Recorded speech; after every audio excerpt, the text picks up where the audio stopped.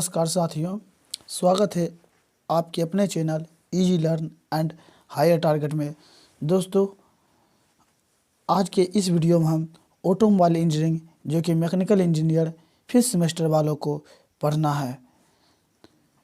दोस्तों, हम बात करेंगे इस वीडियो में unit 4 that is suspension system के बारे में। हमने पिछले 2 लेक्चर सस्पेंशन सिस्टम पे कवर कर लिया है। यदि आपने वो वीडियो नहीं देखे हैं तो कृपया हमारे चैनल के प्लेलिस्ट में जाकर ऑटोमोबाइल इंजीनियरिंग के प्लेलिस्ट को चेक कर सकते हैं।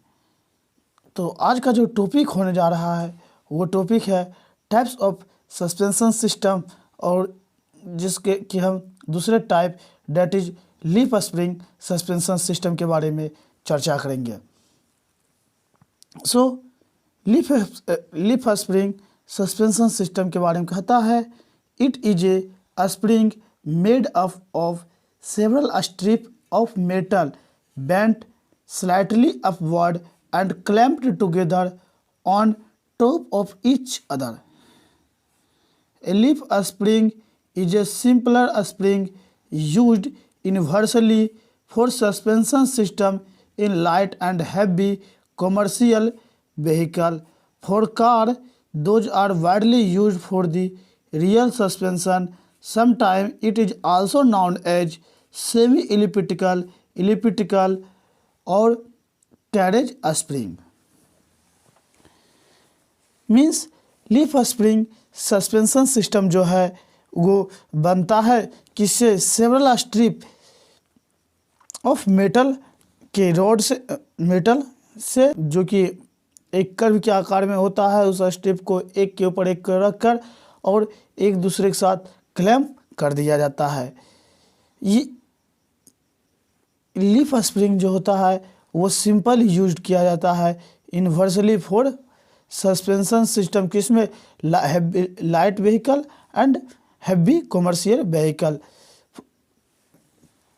कार के लिए जो होता है leaf spring suspension system main रूप से रियर में लगाया जाता है। इसे बहुत बार हम इस लीफ स्प्रिंग सस्पेंशन का नाम हम सेमी एलिप्टिकल, एलिप्टिकल और कैरेज स्प्रिंग सस्पेंशंस भी बोल सकते हैं।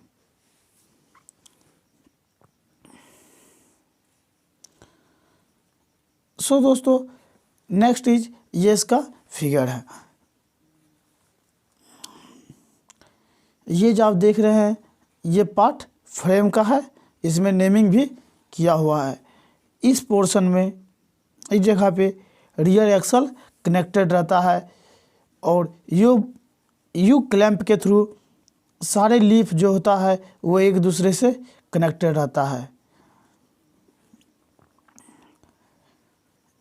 इसे हम ये जो दिखाया गया है ये रिबॉन्ड क्लिप है, और जो सबसे बड़ा लीफ होता है जो टॉप मोस्ट पे होता है जिसे हम मास्टर लीफ भी बोलते हैं। मास्टर लीफ स्प्रिंग में सबसे ऊपर में लगा रहता है और लेंथ में ये सबसे बड़ा भी होता है।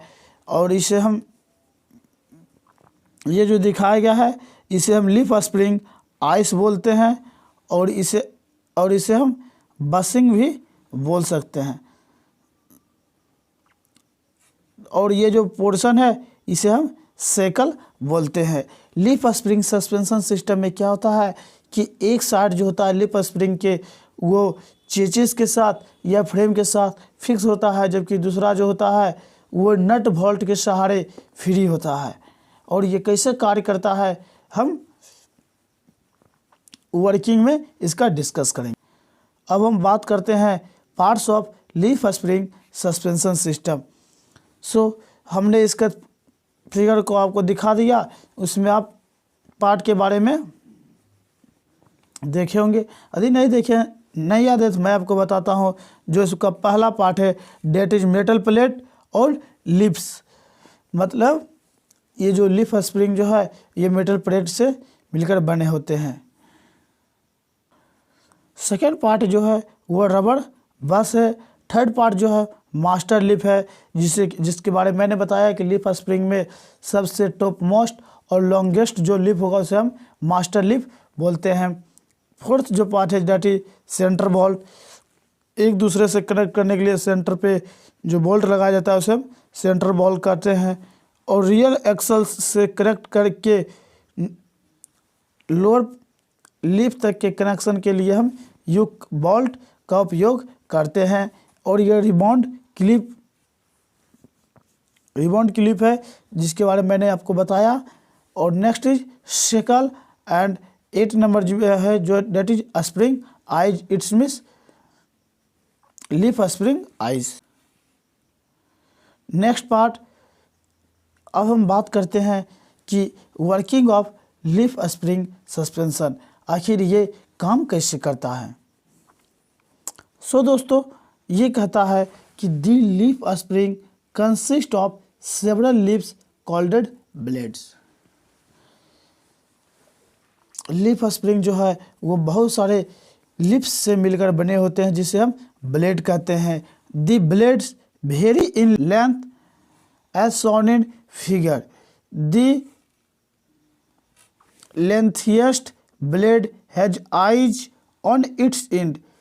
This blade is called master lip.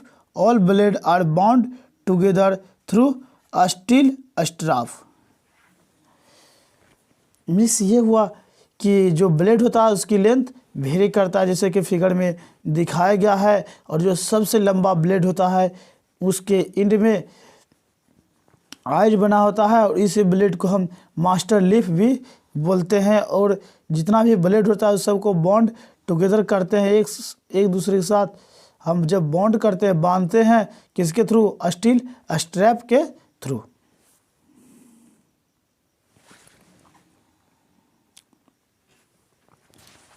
A U-bolt support the spring on axle front or rear.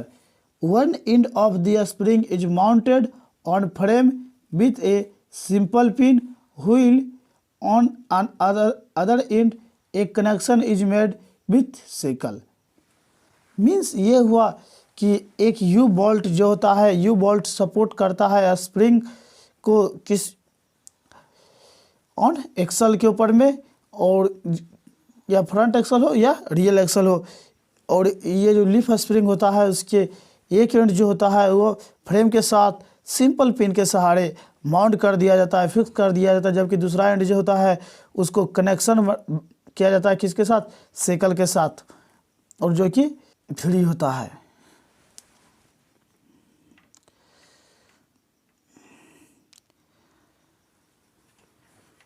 When the vehicle comes across a projection on road surface, the vehicle move up and deflection the spring. This change the length between the spring eyes. If both ends are fixed, the spring will not able to accommodate this change of length. This provided by employing a shackle at one end, which gives a flexible connection. When the shackle is compressed, the lip increase its tendency to spring, thus create a soft springiness. Means क्या वो जब हमारी vehicle जो है किसी प्रोजेक्टिल के ऊपर से जब गुजरती है तो व्हीकल क्या होता है, व्हील जो होता है वो ऊपर की ओर मूव हो जाता है, जिसके कारण से क्या होता है, जिसके कारण से स्प्रिंग में डिफ्लेक्शन हो जाता है। और इस डिफ्लेक्शन के कारण उसकी लेंथ और स्प्रिंग आइज के बीच में चेंज हो जाता है। इफ़ यदि मानिए कि दोनों एंड को हम फिक्स कर देंगे तो वो जो स्प्रिंग है उसे इस लेंथ को एकोमोडेट करने में सक्षम नहीं रहेगा। इस कारण से इसे प्रोवाइड किया जाता है, एक सेकल को प्रोवाइड किया जाता है जो कि एक एंड पे फ्री होता है और वो क्या करता है, एक फ्लेक्सिबल कनेक्शन देता है। व्हेन सेकल इज कंप्रेस्ड, जब सेकल को कंप्रेस्ड किया जाता है तो लिप जो है इसकी टेंडेंसी को इंक्रीज करके स्प्रिंग बना देती है और ये क्रिएट क्या करती है, एक सॉफ्ट स्प्रिंगनेस को क्रिएट करती है। दोस्तों आई होप आपको leaf spring suspension system clear हो गया होगा। मैं आपको इसे एक बार फिगर से शॉर्टकट में क्लियर करने की कोशिश करता हूं।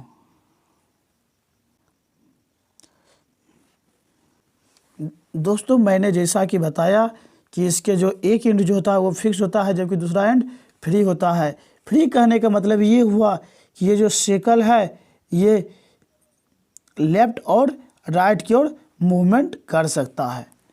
ओके, जब इमेजिन कीजिए कि ये आपका व्हील है और ये आपका एक्सल है। ओके, जब व्हील के नीचे में प्रोजेक्टाइल आता है तो क्या होता है कि ये व्हील ऊपर की ओर उठ जाता है, और जिस कारण से जब ये ऊपर की उठेगा तो ये जो लीफ है, ब्लेड है, वो स्ट्रेट होने की कोशिश करेगा, और जब ये स्ट्रेट होगा तो इसकी लेंथ इंक्रीज हो जाएगी, और जब लेंथ इंक्रीज होगी तो ये शेकल इस साइड की ओर बढ़ जाएगा, और जब इस साइड के लिए बढ़ेगा तो उस डिफ्लेक्शन को उसे एकोमोडेट करने में सक्षम हो जाएगा, और वो अपना नेचुरल स्थिति के कारण वो अपना फिर से नॉर्मल पोजीशन में आना चाहेगा।